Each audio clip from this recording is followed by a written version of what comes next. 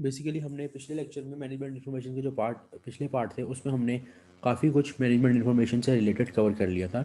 आज का जो लेक्चर है बेसिकली हमने लास्ट इसका एक टॉपिक पढ़ना है और एक छोटा सा पॉइंट है वो डिस्कस करना है, तो ये चैप्टर कंप्लीट हो जाएगा। मैनेजमेंट इन्फॉर्मेशन में जो हमारा टॉपिक रह गया था, असल में हमने सारा पढ़ लिया था कि मैनेजमेंट इन्फॉर्मेशन होती क्या है, मैनेजमेंट इन्फॉर्मेशन के फीचर्स क्या हैं, इन्फॉर्मेशन किस किस किस्म की होती है, इंटरनल होती है, एक्सटर्नल होती है, फाइनेंशियल होती है, नॉन फाइनेंशियल होती है, मैनेजमेंट अकाउंट्स और फाइनेंशियल अकाउंट्स में फ़र्क। ठीक है, अब मैं बताने लगा कि मैनेजमेंट इन्फॉर्मेशन को प्रेजेंट किस तरह किया जाता है। प्रेजेंट किस तरह किया जाता है असल में ना, मैनेजमेंट इन्फॉर्मेशन को जिस चीज़ पे प्रेजेंट किया जाता है उसे बोलते हैं रिपोर्ट्स। ऐसे ही बोलते हैं ना कि यार रिपोर्ट्स लाओ, मैं देख बॉस यही बोलेगा या आपका हेड यही बोलेगा कि मुझे सारी रिपोर्ट्स दिखाओ, तो रिपोर्ट्स के अंदर ही सारी इन्फॉर्मेशन लिखी होती है। ठीक है, यानी कि presentation of information are done through reports. ठीक है, हमने हमारे यहाँ पे हमने जो चीज़ पढ़नी है इसमें वो ये होता है कि रिपोर्ट्स बनाई किस तरह जाती है। Structure of report, structure of reports के रिपोर्ट्स को लिखने का तरीका क्या होता है। फॉर एग्जांपल ये रिपोर्ट है एक पेज की। ठीक है, अब इसको मैं इसके ऊपर क्या क्या लिखूंगा। सबसे पहली चीज़, ये रिपोर्ट्स की जो स्ट्रक्चर है ये याद रखना है। पहली चीज़ टाइटल, कि रिपोर्ट का टाइटल क्या है, यानी टाइटल यहाँ लिखा होगा, टाइटल हेड लिखा होगा कि ये किस बारे में रिपोर्ट है। ठीक है, कॉस्ट के बारे में है, सेलिंग प्राइस, प्रोडक्शन यूनिट्स के बारे में है, किसी मैनेजर के बारे में है, यानी कि जो सब्जेक्ट है ना, जिस मैटर के बारे में आपने बात करनी है ना, जो मुद्दे पे आपने बात करनी है, उसका टाइटल। ठीक है, दूसरी चीज़ लिखी जाती है term of reference, terms of reference, यानी कि उसके नीचे लिखी जाती है टर्म्स ऑफ रेफरेंस। यानी कि ये क्या होता है, इसमें बेसिकली क्लैरिफिकेशन होती है आपके मुद्दे की। जैसे एक एग्जांपल से समझाता हूँ। मैंने पूछना है, मैंने ना बात जो टाइटल है ना, वो टाइटल है प्रोडक्शन कॉस्ट। सिर्फ टाइटल ये कि ये रिपोर्ट किस बारे में है, प्रोडक्शन कॉस्ट के बारे में। और टर्म्स ऑफ रेफरेंस में मैं क्लियर कर दूंगा कि प्रोडक्शन कॉस्ट, कोई भी मुद्दा जिस बारे में मैंने रिपोर्ट लिखी है, मैंने लिखा फॉर एग्जांपल मैंने लिखा है कि प्रोडक्शन कॉस्ट पहले कम आती थी अब ज़्यादा आती है, तो टर्म्स ऑफ रेफरेंस में लिखूंगा why production cost is increasing.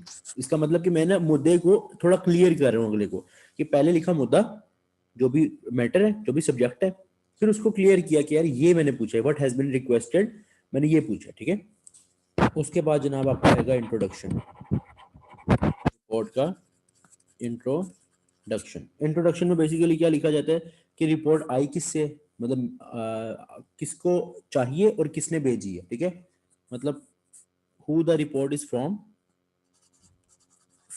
Who the report is from, इसका मतलब कि कहाँ से आई है, and to how the information, अच्छा किसको भेजी है ये नहीं आएगा, कहाँ से आई है और कहाँ इंफॉर्मेशन कहाँ से उठाई है। ठीक है, how the information was obtained, यानी कि यहाँ मैं लिख सकता हूँ कि ये प्रोडक्शन डिपार्टमेंट के प्रोडक्शन मैनेजर ने लिखी है, बाय प्रोडक्शन मैनेजर। ठीक है, एंड रिपोर्ट जो है ना हमने अपने पास डाटा से उठाया है, पास डाटा हमारे पास सारा पड़ा था वहाँ से उठाया है, जहाँ से भी आपने इन्फॉर्मेशन उठाई वो सारा लिख दिया। ठीक है, इंट्रोडक्शन में। उसके बाद जो मैटर आपने डिस्कस करना है ना, वो उसे कहते हैं मेन बॉडी। जो पूरी आपने पैराग्राफ लिखा होगा मेन बॉडी, कि ये इस तरह ये हो रहा है और वो हो रहा है, सब कुछ सारा अपना जो डिटेल बताई होगी सारी इशू की, डिटेल ऑफ इशू।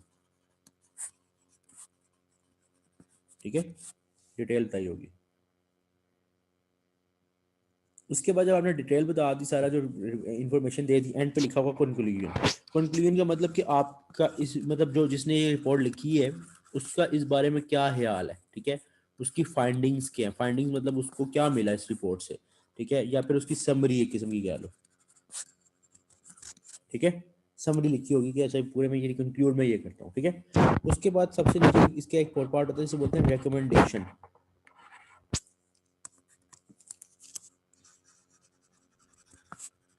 रिकमेंडेशन का मतलब होता है सजेशन, कि लिखने वाला क्या रिकमेंड करता है। जैसे मैंने प्रोडक्शन मैनेजर ने लिखा कि ये कॉस्ट बढ़ी है, ये वो। ठीक है, फाइनली लिखा कि भाई एट लास्ट उसकी यही समरी थी कि भाई कॉस्ट बढ़ी है, इसको कम किया जाए। ठीक है, समरी में ये लिखा कि ये कॉस्ट बढ़ रही है, और रिकमेंडेशन में लिख दिया कि ये कॉस्ट इस वजह से इस तरह कम हो सकती है अगर हम ये करें। मतलब अपनी उसने सजेशन दी, अपनी तरफ से भी सजेस्ट कर दिया ना कि मैं ये चाहता हूँ, ऐसा हो जाए तो हम कॉस्ट कम कर सकते हैं, जिसने लिखी है। ठीक है, रिकमेंडेशन के बाद जनाब जिस राइटर है उसके सिग्नेचर, जिसने लिखी है रिपोर्ट उसके सिग्नेचर फॉर ऑथराइजेशन, कि यार कल को कोई इशू हो तो पता हो कि उसी ने ही लिखी है। ठीक है, अच्छा, ये होते हैं टाइटल। अब क्या होता है कि जो स्ट्रक्चर ऑफ रिपोर्ट होता है, रिपोर्ट ना एक पेज की नहीं होती, अगर लंबी बात है तो ज़्यादा पेजेस की भी हो सकती है।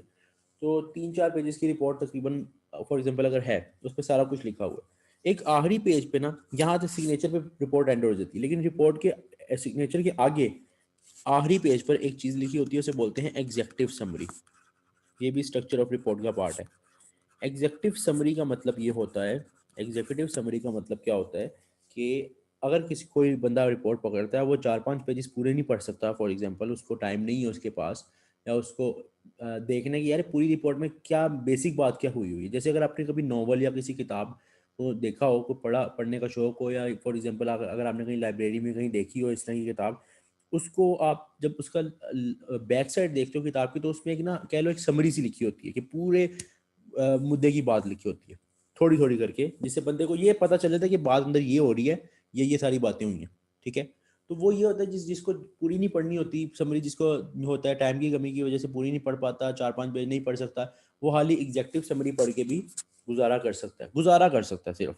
ये नहीं कि उसको एक एक एग्जैक्ट एक्चुअल पॉइंट पता चल जाएगा, दरमियान में जो इंपॉर्टेंट पॉइंट्स है उसको पता चल सकते हैं कि ये पॉइंट्स पूरी सब इंफॉर्मेशन में आए, और ये पूरा मिला के जो है ना, पूरा मिला के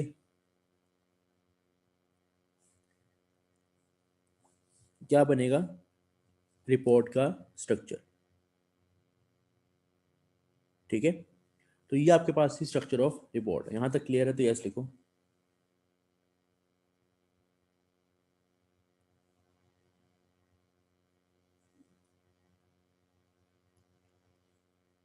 अच्छा, एक टर्म होती है उसे बोलते हैं एडहॉक रिपोर्ट। अच्छा, कभी कभार वैसे नॉर्मली आपने देखो ना, एक नॉर्मल कंपनी है वो इस तरह रिपोर्ट बना रही है, स्ट्रक्चर ये सब कुछ फुल फिल आउट कर रही है और बना के भेज रही है। कभी कभार ना इमरजेंसी में रिपोर्ट बनानी पड़ जाती है, जैसे फॉर एग्जांपल अभी मसला है और कल सुबह तक रिपोर्ट चाहिए। अब ऑब्वियसली बात है, रिपोर्ट के लिए आपको वैसे अगर पूरी रिपोर्ट बनाओगे इसके लिए आपको एक एक रिसर्च करनी पड़ेगी, इधर उधर से कंसल्ट करना पड़ेगा, इन्फॉर्मेशन निकालनी पड़ेगी, फिर एक रिपोर्ट बनानी पड़ेगी। 2-3 दिन 4 दिन बन लग जाते हैं, ज़्यादा लग सकते हैं। अब पता चला कि रिपोर्ट सुबह तक चाहिए, कोई ऐसा मसला अराइज हो गया कंपनी में जिसे बॉस ने कहा मुझे कल सुबह तक बताओ क्या हालात हैं। ठीक है, एकदम से मैं गया अपनी कंपनी में, मैनेजमेंट काम कर रही थी, मैंने कहा कल सुबह तक मुझे सारा हिसाब किताब करके बताओ कितना खर्चा हुआ है। अब इतनी जल्दी में तो रिपोर्ट नहीं बना सकते, तो जब आप एमरजेंसी में रिपोर्ट बनाते हो ना, इमरजेंसी केस में, ठीक है, रिपोर्ट बनाते हो तो उस रिपोर्ट को बोलते हैं एडहॉक रिपोर्ट। ठीक है, और इसके अंदर ज़रूरी नहीं होता कि आप स्टैंडर्ड फॉलो करो, standard follow is not important here. क्यों? उसकी रीज़न ये है कि देखो ना, अगर आप स्टैंडर्ड फॉलो करने लग गए, एक चीज़ का हिसाब किताब करने लग गए, तो आपके पास इतना टाइम ही नहीं आप स्टैंडर्ड को फॉलो करो। आपके पास इतना टाइम ही नहीं है कि आप स्टैंडर्ड को फॉलो करो। तो एडहॉक रिपोर्ट में स्टैंडर्ड फॉलो नहीं होता, ना भी करो तो ठीक है, हो जाए तो ठीक है, गुड है।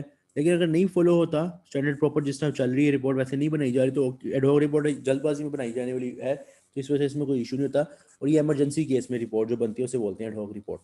जहाँ तक क्लियर है तो यस लिखो। अच्छा, ये जो होता है ना रिपोर्ट, अगर आप रिपोर्ट में सारी बातें अपनी जैसे लाइनों में लिखी जाओगे ना, तो ये बड़ा ना एक बोरिंग सी रिपोर्ट बन जाती है। ठीक है, मतलब आपने पैराग्राफ पे पैराग्राफ चढ़ाए हुए हैं और वो अगला बस पढ़ता पढ़ता अगले को नींद आ रही है। तो अब के दौर में रिपोर्ट्स के अंदर, अब तो है, अब आज का दौर देखा जाए तो अब तो रिपोर्ट्स बनती नहीं पेज पर, अब तो कंप्यूटर पे सारा होता है। लेकिन किसी दौर में रिपोर्ट्स को थोड़ा बनाने के लिए, थोड़ा अट्रैक्टिव बनाने के लिए कह लो, या थोड़ा एक इस तरह की अगला बंदा उस रिपोर्ट के अंदर इन्वॉल्व हो जाए, प्रॉपरली समझ सके, तो आप कुछ चीज़ें यूज़ करते हो। आप कुछ यूज़ करते हो क्या? कुछ रिक्वायरमेंट्स होती हैं रिपोर्ट की, अगर आप वो करो तो उससे आपका जो रिपोर्ट है ना वो ज़्यादा क्लियर होने लग जाती है। ठीक है, तो क्या चीज़ आप ऐड ऐड करते हो रिपोर्ट में, वो मैं लिखने लगूँ। सबसे पहले टेबल्स। टेबल्स क्या होते हैं, देखो टेबल्स मैंने बनाया इस तरह का टेबल, इस तरह का एक टेबल बनाया, ठीक है। ऊपर लिखा ईयर्स, इस साइड पे सारे ईयर्स लिख दिए 2010 2011 12 13 इस तरह लाइन में। इधर मैंने लिख दिए सेल्स, तो वो एक टेबल ही टेबुलर फॉर्म में, टेबुलर फॉर्म में इंफॉर्मेशन को प्रेजेंट किया, ठीक है। टेबुलर फॉर्म में इंफॉर्मेशन को प्रेजेंट किया, ठीक है। एक प्रॉपर मैं आपको बना के दिखाता हूँ।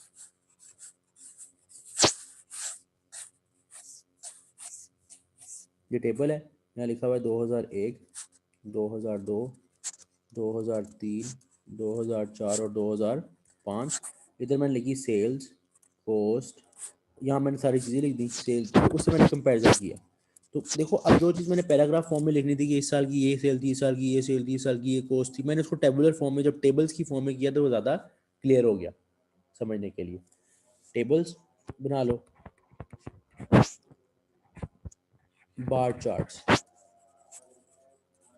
बार चार्ट्स क्या होता है, बार चार्ट कुछ इस तरह होता है कि आप ना ग्राफिकल फॉर्म में इस तरह करके चार्ट बना लेते हो। जैसे फॉर एग्जाम्पल यहाँ मैं लिखूँ ये सेल्स वाली लाइन है, ठीक है, ये सेल्स है, और इस साइड पे मेरे पास है फॉर एग्जांपल ईयर्स, ठीक है। अब 2001 में इतनी सेल थी, 2002 की मैंने अगर सेल रखनी है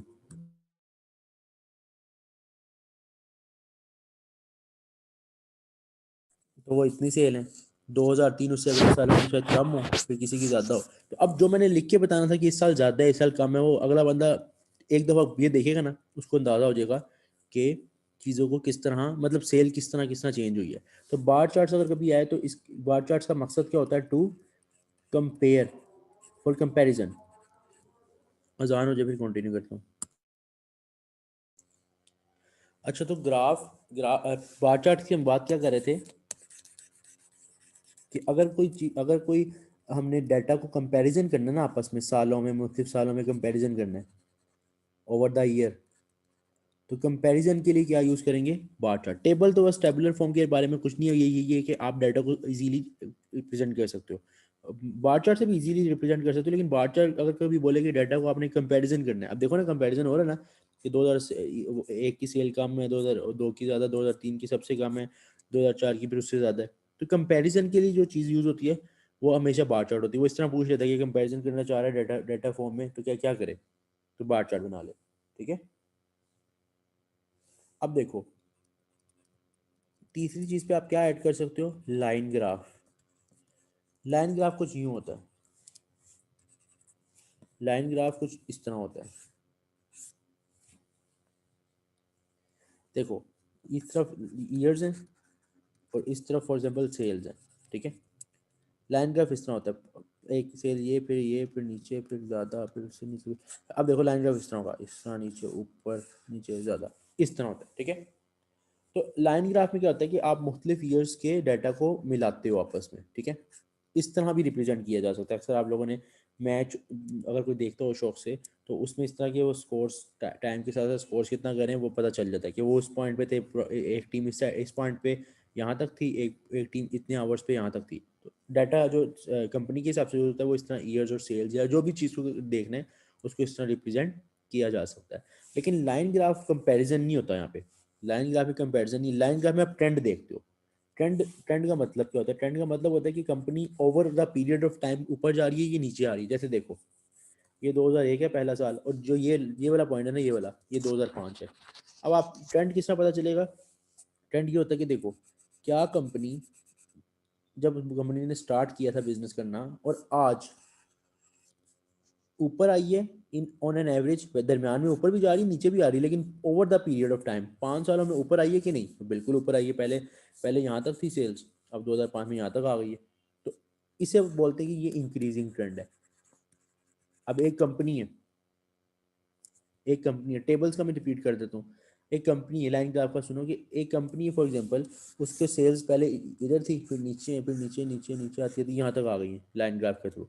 अब इससे क्या पता चल रहा है कि 2001 में सेल्स यहाँ तक थी, आज 2005 में यहाँ तक है। तो ट्रेंड क्या है, डिक्रीजिंग है।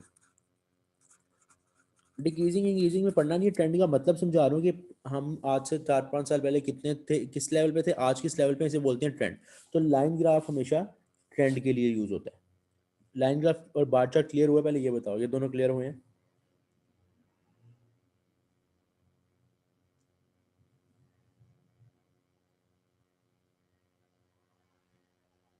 अच्छा, टेबल्स जो है ना, टेबल्स क्या होता है, टेबल इस तरह बने होते हैं जैसे टेबुलर फॉर्म क्या होती है कि जिसमें डाटा जो है ना टेबल्स बना के करते हो, एक इस तरह का टेबल टाइप बनाया हुआ है, ठीक है। ऊपर आपने लिखा हुआ है, जैसे फॉर एग्जांपल इस तरफ आपने लिखे हुए हैं ईयर्स 2001, 2002, 2003, जितने मर्जी सालों का आपने देखना है। और इधर आपने लिखी है फॉर एग्जांपल अगर आपने सेल्स में देखना है, कॉस्ट देखना है, होता ये भी कंपैरिजन के लिए यही है, लेकिन टेबल कंपैरिजन के लिए भी हो सकता है, टेबल किसी भी लिए हो सकता है। टेबल के लिए खास चीज़ नहीं है। बार ग्राफ, बार चार्ट जो है ना, इसके लिए खास वजह ही क्या होती है कि कंपेयर किया जा सके। लाइन ग्राफ में खास चीज़ ही होती है कि ट्रेंड देखा जा सके, लेकिन टेबल में आप कुछ भी देख सकते हो, कंपैरिजन कर सकते हो, ये देख सकते हो कि 2001 का क्या हिसाब किताब है, सिर्फ 2002 का क्या हिसाब किताब है। तो बात ये है कि ये कंपैरिजन के लिए भी यूज़ हो सकता है, ये ऐसे इंफॉर्मेशन, नॉर्मल इंफॉर्मेशन प्रेजेंट करने के लिए भी यूज़ हो सकता है। टेबल होते हैं इस तरह की जिसमें अब देखो ना, टेबल में आगे फॉर एग्जांपल यहाँ लिखा हो कि सेल के साथ कॉस्ट में कॉस्ट को आगे डिवाइड किया हो कि दैट कॉस्ट इज मजीद डिवाइडेड इनटू इनडायरेक्ट कॉस्ट और डायरेक्ट कॉस्ट, उसको लिखा हो, ठीक है। तो टेबुलर फॉर्म होती है कि एक टेबल में इंफॉर्मेशन को प्रेजेंट करना। इसके बारे में ये कंफर्म नहीं होता कि ये कंपैरिजन के लिए ही है या ट्रेंड के लिए ही है, ठीक है। ये बार चार्ट और लाइन ग्राफ के केस में होता है, ठीक है। क्लियर है?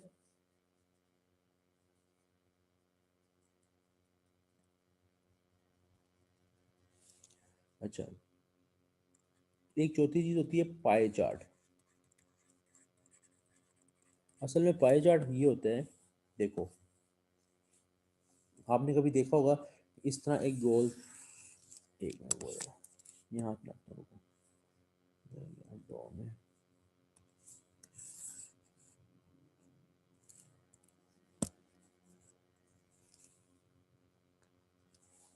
कभी आपने इस तरह भी इंफॉर्मेशन देखी होगी कि ना, इस तरह उसने पूरे गोल लिखा होता है, और जैसे फॉर एग्जांपल उसने लिखा है कि पाकिस्तान की पूरी आबादी में ये जो ये हिस्सा है, ये जो बड़ा वाला हिस्सा है ये सारा, यहाँ लिखा होगा कि ये है मुस्लिम्स, फॉर एग्जांपल 80% मुस्लिम कहते हैं, ठीक है। ये लिखा हो नॉन मुस्लिम्स 15% नॉन मुस्लिम रहते हैं। बाकी लिखा हो एथिस्ट, जो मतलब क्या कहते हैं, मुझे स्पेलिंग नहीं आती एथिस्ट की, जो भी स्पेलिंग है, ठीक है, वो है 5%। एक है जो खुदा को मानते हैं, एक है जिनका जो रब को नहीं मानते, जिनके और खुदा हैं, और एक है जो मानते ही नहीं है कि खुदा होता है, ठीक है, मुल्हिद जो होते हैं, ठीक है। तो अब मैंने देखना है कि पाकिस्तान की इससे मैं क्या देख सकता हूँ, मैंने लिखा कि पॉपुलेशन जो है ना ये पाकिस्तान की इस तरह है, फॉर एग्जांपल, मुझे कंफर्म नहीं पता, ठीक है ना। तो ये मुझे एक इन्फॉर्मेशन प्रोवाइड कर रहा है ना, तो ये प्रोवाइड करने का तरीका क्या है, in the form of percentage. तो अगर आप कभी information in the form of percentage, इस तरह की आपने ज़रूर कहीं ना कहीं इस तरह गोल बना होगा, और इंफॉर्मेशन इस तरह लिखी होती है, तो इस तरह की अगर कभी आपको परसेंटेज फॉर्म में इंफॉर्मेशन प्रोवाइड करनी हो, ठीक है, परसेंटेज फॉर्म में जब आपको इंफॉर्मेशन प्रोवाइड करनी हो तो आप क्या यूज़ करते हो, पाई चार्ट यूज़ करते हो। अगर आपको परसेंटेज फॉर्म में इंफॉर्मेशन प्रोवाइड करनी हो तो आप क्या यूज़ करते हो, पाई चार्ट यूज़ करते हो, जिस तरह मैंने ये किया। इस तरह कंपनीज कर सकती हैं कि हमारा, अब वो कंपनी किस तरह कर सकती है, ये इस तरह बना हुआ है, अब उसने बनाया हुआ है टोटल कॉस्ट का लिहाज से। अब यहाँ लिखा हुआ है कि टोटल कॉस्ट में से 75% डायरेक्ट कॉस्ट है, यस इस तरह, और 25% इनडायरेक्ट। तो मुझे इन्फॉर्मेशन ही मिल रही है ना परसेंटेज फॉर्म में कि टोटल कॉस्ट का कितना हिस्सा डायरेक्ट में जा रहा है, कितना इनडायरेक्ट में जा रहा है। तो ये क्या है हमारे पास, पाई चार्ट, ठीक है। क्लियर हुआ पाई चार्ट?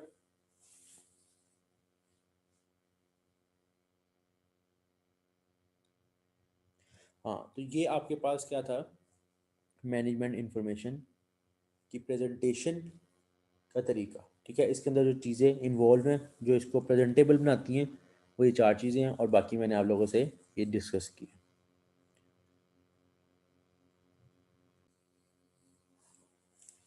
कोडिंग जो है ना, वो एक किस्म का थ्योरेटिकल का ही पार्ट है, तो मैं इसी में ही करवा रहा हूँ, ठीक है। स्टार्ट करते हैं कोडिंग। कोडिंग का जो मतलब है वो क्या है, कोडिंग का मतलब ये होता है कि चीज़ों को कोड्स असाइन कर देना, असाइनिंग कोड्स,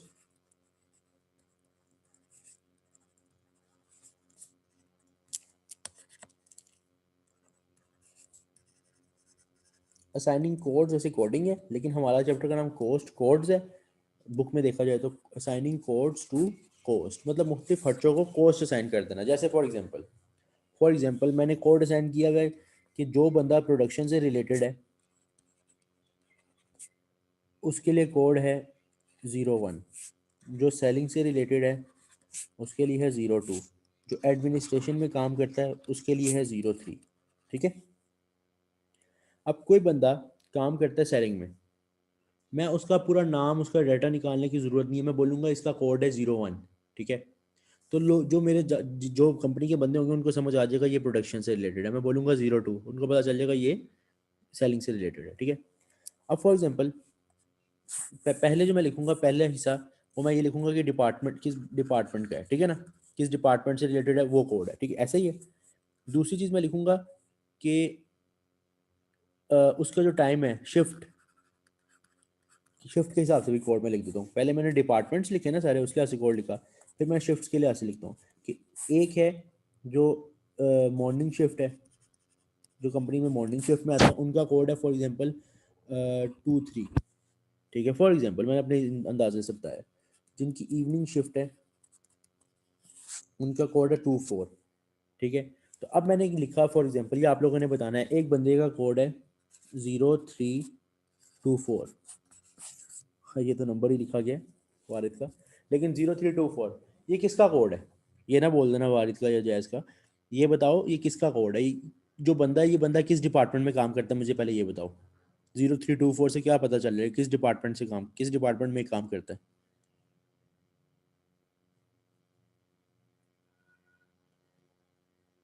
हाँ भाई,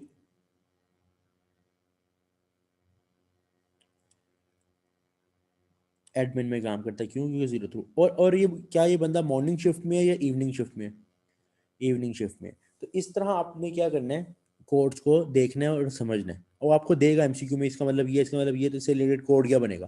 ठीक है। तो आप मैं आपसे पूछूं कि मुझे बताओ कि एक बंदा सेलिंग में काम करता है और मॉर्निंग शिफ्ट है उसकी, तो उसका कोड क्या होगा? आप लोग बताओ कि अगर एक बंदा सेलिंग में, a person working in selling department in morning shift, इसका कोड बताओ। तो इसका मतलब यही है ना कि सेलिंग से रिलेटेड है तो 02। ठीक है। आगे 23 यानी कि वो मॉर्निंग से मॉर्निंग। ठीक है ना। तो ये होती है कोडिंग की चीज़ों को आसान बनाने के लिए, इंफॉर्मेशन को आसान बनाने के लिए, इंफॉर्मेशन को समराइज करके छोटे लेवल पे लेके आने के लिए, कि ताकि आसानी हो सके, कॉस्ट हमारी बच सके, हमारा हमें समझने में आसानी हो सके, ज़्यादा डेप्थ में ना जाना पड़े, हम कोड्स का सहारा लेते हैं। ठीक है। तो जो है ना ये ना आगे डिवाइड है इनटू टाइप्स। ठीक है। सबसे पहली type of codes, types of coding. सबसे पहली टाइप है सीक्वेंशियल कोड। ठीक है। Sequential code. अच्छा, सीक्वेंशियल कोड जो है ना, उसमें जो है ना कोड, जो जैसे जैसे आया उसको कोड असाइन किए गए। जैसे फॉर एग्जांपल मेरा एक इंस्टीट्यूट है, मेरे इंस्टीट्यूट में एक लड़का आया एसीसी करने, मैंने उसे कोड दे दिया 01। उससे अगला आया मैंने दे दिया 02, उससे अगला आया मैंने दे दिया 03, उससे अगला आया 04, उससे अगला आया 05। ठीक है। एक सीक्वेंस में मैं कोड देता गया। मैंने ये नहीं देखा कि लड़का आ रहा है, लड़की आ रही है, क्या वो एसीसी करने आ रहा है, सीए करने आ रहा है, सीएफए करने आ रहा है, मैंने कुछ नहीं देखा। मैंने कोड असाइन कर ही गया on the basis of sequence. जिस जिस तरह वो कोड जो वो आ ही जा रहे थे, मैंने उनको कोड असाइन करता गया। यानी कि टू, अगर मैं आपको बोलूँ टू, टू का मतलब क्या है, तो आप इसका मतलब नहीं बता सकते। ऊपर मैंने आप लोगों को ये चीज़ें समझाई हैं, ये इसका मतलब बता सकते हो, लेकिन अगर आप किसी कोड का मतलब बता सकते हैं, मैं कहूँ फोर का मतलब क्या, आप कहोगे यार कोई लड़का लड़की होगा जो आप आपके इंस्टीट्यूट में होगा, बस ये पता चल सकता है। मैं आपसे पूछूं क्या कर रहा होगा, आप ये नंबर 04 को देके बता नहीं सकते क्या कर रहा है। तो सिक्वेंशियल कोड, सीक्वेंस में जब आप कोड्स देते हो ना, असाइन करते हो, उसे बोलते हैं सिक्वेंशियल कोड। ठीक है। बट इसके अंदर क्या सीन होते हैं कि जो कोड होता है ना, code doesn't indicate anything. Code कोई मीनिंग मुझे बताओ, इसका कोड मीनिंगफुल है या नहीं है? मीनिंग कोई प्रोवाइड कर रहा है? 04 या 05 का कोई मीनिंग है यहाँ पे सिक्वेंशियल कोड में?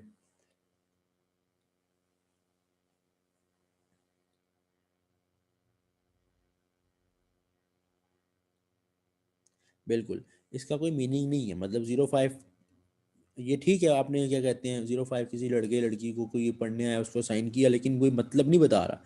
जब आप वैसे ही बस नॉर्मली एक ऑर्डिनरी सीक्वेंस में बस जो है ना आप असाइन करी जा रहे हो, न्यूमेरिकल सीक्वेंस में आप असाइन करी जा रहे हो, कोई कनेक्शन नहीं है कोड और उस आइटम का, जिस आइटम के लिए आप ये कोड असाइन कर रहे हो, कोई आपस में कनेक्शन नहीं है उन दोनों का, ठीक है।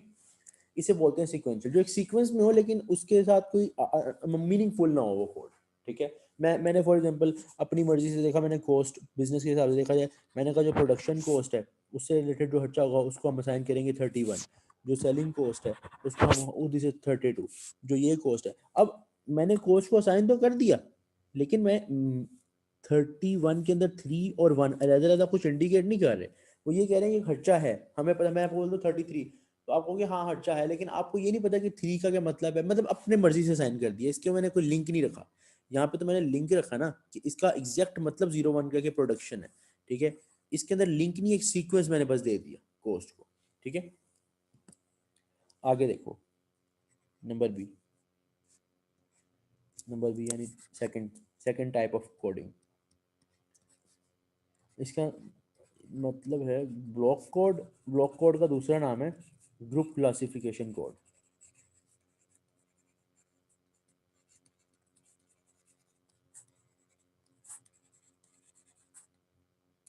ब्लॉक कोड और या फिर ग्रुप क्लासिफिकेशन कोड, इसमें क्या होता है, इसमें जो पहला डिजिट होता है ना, पहला डिजिट वो कोई ना कोई मतलब बता रहा होता है। पहला डिजिट कोई ना कोई मतलब बता रहा होता है ये भी सिंपली, लेकिन बोला जो सीक्वेंशियली, लेकिन इसमें जो पूरे कोड में पहला मतलब कुछ ना कुछ बताता है। जैसे फॉर एग्जांपल मैं आपको बताता हूँ, ये देखो, मेरा इंस्टीट्यूट ACCA भी करवाता है, फॉर एग्जांपल मैं बता रहा हूँ, असल में नहीं करवाता, CA भी करवाता है, CFA भी करवाता है, ICM में भी करवा रहा है, सीमा भी करवा रहा है, ठीक है। अब मैंने क्या किया, मैंने कहा कि यार बच्चे पहचाने नहीं जाते, मैं कोड कोई भी साइन कर देता हूँ, पता नहीं चलता, तो मैं क्या करता हूँ, मैंने साइन कर दिया कि मैं जो भी ACCA का बच्चा होगा उसको जो भी कोड होगा उससे पहले अगर 1 लिखा हुआ है ना तो 1 का मतलब है ACCA, 2 लिखा हुआ है तो CA, 3 लिखा हुआ है CFA, 4 लिखा हुआ है ICMA, और 5 लिखा हुआ है तो सीमा। सीमा भी एक इसी ICMA की तरह पढ़ाई का नाम ही है, सीमा, ठीक है। तो देखो ये, और आगे वो वही सीक्वेंशियल, जैसे फॉर एग्जाम्पल 1 0 0 1, आगे सीक्वेंशियल, आगे वाले का मतलब कोई नहीं है। जैसे ये अगले वाला जो 0 0 3 है ना, या 0 0 4 है, या 0 0 5 है, ये इसका कोई मतलब नहीं है। मतलब पूरे कोड अब देखो ना, 4 0 0 4, ठीक है। अब आगे वाले इस वाले हिस्से का कोई मतलब नहीं है, नो मीनिंग, ये सीक्वेंस के मुताबिक चले। आगे वाला हिस्सा जो है ना वो विदाउट मीनिंग है, जैसे सीक्वेंस है, एक सीक्वेंस में चलते आ रहा है, पहला डिजिट जो है ना वो इंडिकेट कर रहा है, अच्छा यार ये 4 है तो इसका मतलब ये बच्चा ICMA का है। अगर किसी, मुझे अब आप लोगों ने बताना है, किसी का कोड है 1201, ये किस डिग्री का, मतलब किस सर्टिफिकेट का बच्चा है, स्टूडेंट है, ये मुझे बताओ। 1201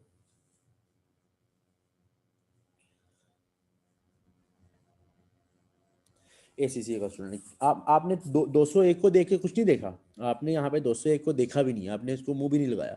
आपने कहा कि भाई मुझे बताओ पहला, पहले में आपने देखा 1 इज इक्वल टू मतलब ACCA का स्टूडेंट है। तो जब पहला सिर्फ होगा तो उसे बोलते हैं ग्रुप क्लासिफिकेशन, यानी इसका एक जो पहला वर्ड है वो ग्रुप को क्लासीफाई कर रहा होता है, बता रहा होता है। ब्लॉक कोड का दूसरा नाम है इसका ग्रुप क्लासिफिकेशन कोड का, ठीक है। अच्छा तीसरे पे आओ, इसका नाम है, तीसरे का नाम है फेसिटेड कोड। फेसिटेड कोड का मतलब, फेसिटेड जो वर्ड है निकला है फेस से, फेस मतलब शक्ल, ठीक है। फेस से मतलब इसके अंदर क्या होता है, इसके अंदर एवरी डिजिट, कोड का एवरी डिजिट या एवरी जो भी उसका कोड है वो कोई ना कोई मीनिंग प्रोवाइड कर रहा होता है, हर डिजिट। जैसे मैं आपको एग्जांपल देता हूँ कि जैसे ऊपर भी एग्जांपल दी थी, यहाँ पे भी दे देता हूँ कि मॉर्निंग, इवनिंग, बॉय, बॉय का लिया मतलब मैन वुमेन लिख देता हूँ, man women, production, non production, ठीक है। अब ये देखो 1 2 3 4 5 6, ठीक है। अब मैं पहले लिखूंगा इस तरह लिखूंगा कि पहले मॉर्निंग इवनिंग फिर मैन वुमेन और फिर प्रोडक्शन। अब मैं लिखता हूँ 236। तो 236 का क्या मतलब है? इसका 2 का भी कुछ ना कुछ मतलब है, 3 का भी, 6 का भी। 2 का ये मतलब है कि ये बंदा इवनिंग शिफ्ट में काम करता है। 3 का ये मतलब है कि वो बंदा मैन, मतलब मैन काम कर रहा है, वुमेन नहीं है, मैन है। और 6 का मतलब है कि वो नॉन प्रोडक्शन से रिलेटेड है। हर डिजिट कोई ना कोई मीनिंग दे रहा है। जब आपका हर डिजिट कोई ना कोई मीनिंग दे रहा होता है ना, इस तरह के कोड्स को बोलते हैं फैसिलिटेड कोड। हर कोई, हर डिजिट या हर जो कोड है वो मीनिंग दे रहा है। इसमें ऐसा नहीं है कि बस सिक्वेंशियल, नहीं, हर किसी का कुछ ना कुछ मतलब है। ठीक है, आप लोग रिज्वाइन कर लो, फिर हम आगे कंटिन्यू करते हैं।